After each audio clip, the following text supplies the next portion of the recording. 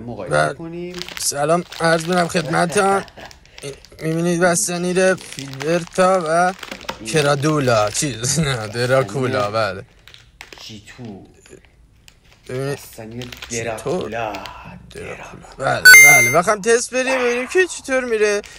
بستنی یخ کولا زرشک.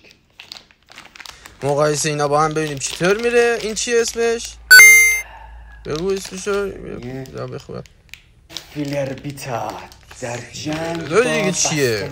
خواستم بخونی حتی بلدی هر رو بخونی. حالا بستنی دراکولا قیمت 15,000 بره 15,000 تومان. این دیگه چی بستنی مفتی میره؟ بخور ببینیم چطوره قیمتش که خیلی خوبه. چیری کج رفت بزنی. چطور بود؟ بخور دوباره. قیافت چه خوشمزه است. خوشمزه است. جالب. ببین کرادولا رو بخورید ببینید چطور میره دولاش.